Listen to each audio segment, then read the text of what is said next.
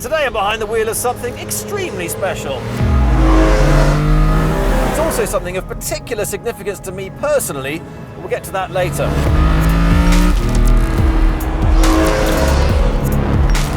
That's right, it's the BMW M3 E46 CSL, arguably BMW's ultimate driving machine. Or is it? CSL, what does it stand for? Coupe Sport Lightweight. You can see features all over this car from head to toe. Check out the scoop. It gets the air into the carbon air inlet to speed the engine. Carbon fibre roof to get the weight down. Thin glass to get the weight down. Plastic boot lid to get the weight down. Cardboard boot to get the weight down. And subtle aerodynamics from that front spoiler to this ducktail at the back to give this car 50% more downforce than the standard E46 M3. Now, despite all of that, there is one contentious point about the CSL, and that is that BMW, in their infinite wisdom, decided to fit them exclusively with their automatic SMG gearbox. There's been an endless debate about whether that was the right or the wrong thing to do, and who am I to express an opinion, but clearly it needed a manual. That's right, because this is one of 12 CSLs that we know of that's been converted to the manual gearbox, and it feels like it's what nature always intended for this very special car. Because with the paddle shift, you pull the paddle to go up gear and basically you might as well go and put the kettle on, pour yourself a cup of tea, and then get the slap on the back when it finally engaged gear. It was a robotic clutch change, it just was a bit lazy, whereas this feels much more focused, whether that's for track or road driving. This is what you want. You want absolute control. With a manual car, it's just so much more drivable. You're making the most of that engine. You can be exactly at the RPM you want to be at any time, in any corner, in any situation. Not to mention, when you take it on track, you can light up that rear end using the clutch. I love it. This one's been done really well by EverythingM, who do these conversions as a specialty, and it's completely seamless.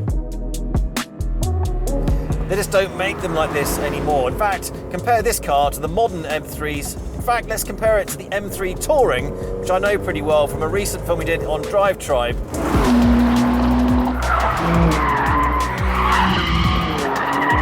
Now, these cars are almost chalk and cheese, and don't get me wrong, the new M3 is a fantastic car. It's got all the bells and whistles.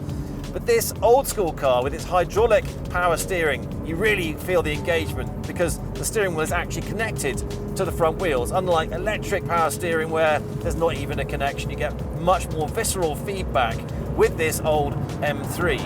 As well as that, everything else about this car feels really analog. It's smaller, it's lighter. The new M3s, whilst they've got all the gadgetry and technology to support you, all the safety features that make them really amazing, it still feels like more of a lump than this old school car that is just much more authentic, and the feedback you get as a driver, much more visceral. This CSL is just you and the car, and what you lose in mod cons, tech, safety, and ultimately sheer performance, you make up in pure joy, driving fun, feedback and feel. It's just fantastic. And actually, the performance on this car is not to be sniffed at. This car will still beat a Mark 8 Golf R around the Nürburgring. That's a four-wheel drive light hatch. That really is saying something. And the CSL's lap time of 7 minutes and 50 seconds is 4 seconds faster than a 996 911 GT3. Now compare it to today's M3 Touring, which sets a time of 7 minutes and 35 seconds. Well, just goes to show that today's modern M3 is 15 seconds a lap faster around the ring than the car from 20 years ago. I'm not normally a fan of mods, but in this case, I will accept the two big modifications they've made to this car. The gearbox and the brakes really work. Because on the original car, the brake pedal got pretty milky if you used it with any ferocity for any duration of time. And with the AP racing system fitted to this one, you can beat on these brakes and get the car to tuck the nose in as and when you want without feeling like you're burning the brakes out. This video is sponsored by Carly, and their great little OBD reader can tell you a huge amount of information about your car. It's super easy to use. All you need to do is plug it into your OBD port and connect it to your phone via Bluetooth, and you're good to go.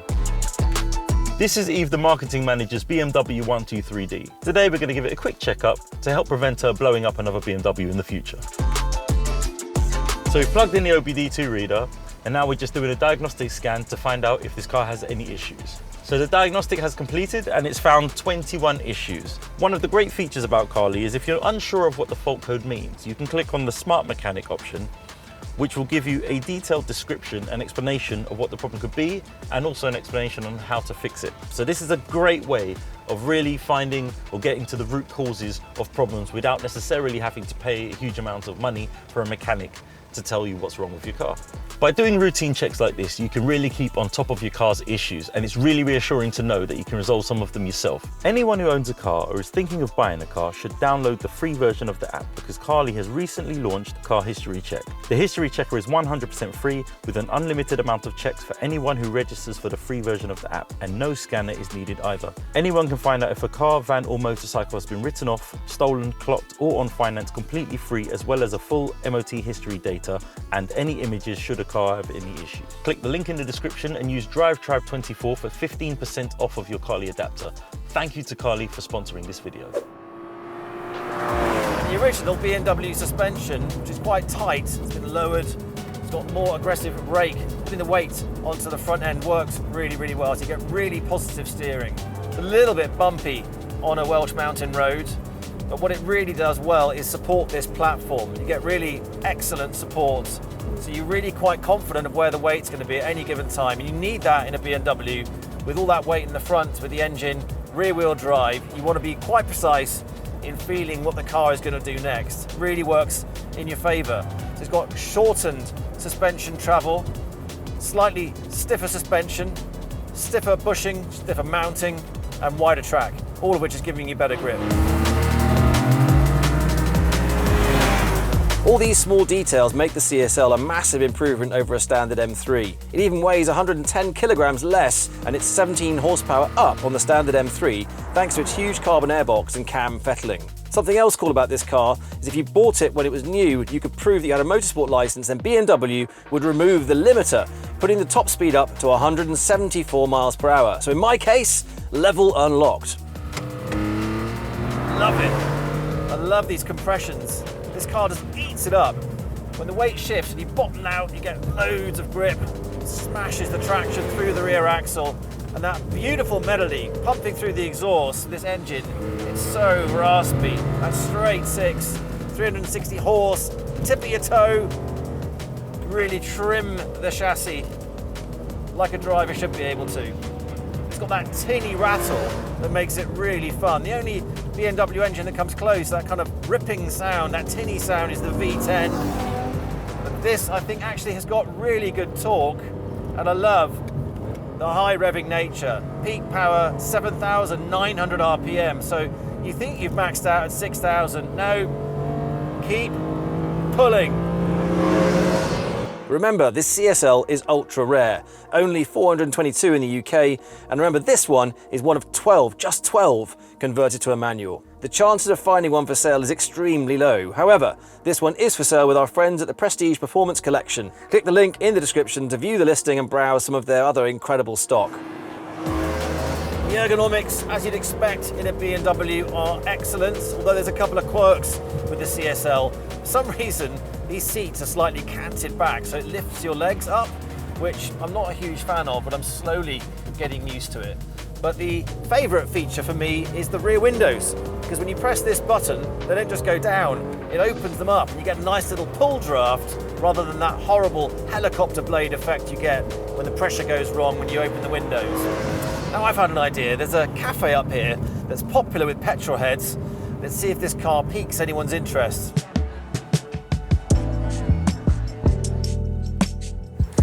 See, look at that. Even though this is primarily a biker's hangout, that car is getting plenty of attention. And I could be wrong.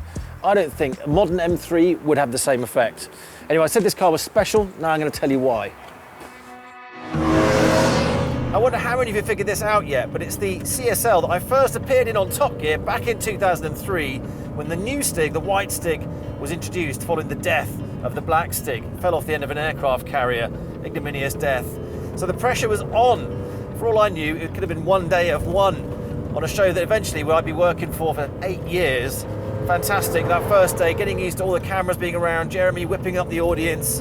it was pretty momentous stuff, teaching celebrities and generally getting used to TV land. But it was a fantastic job. It was an awesome first day. I managed a 1 minute 28 around the Top Gear track back in the day in the CSL with pretty much slicks on a damp track. The year after that, I had to go in the 996 911 GT3 and did 1:27.2 in the wet, which really shows just how good this CSL was back in the day. Now this car will always be special to me, but let me throw this out to you. Let's say you got around 100 grand spend on an M3, which one would you go for? This one, the old CSL, or a modern M3 Touring? For more on that car, click on this link. You can check out my review of the M3 Touring. Then leave your comments below to let me know which one of these beauties you'd take home.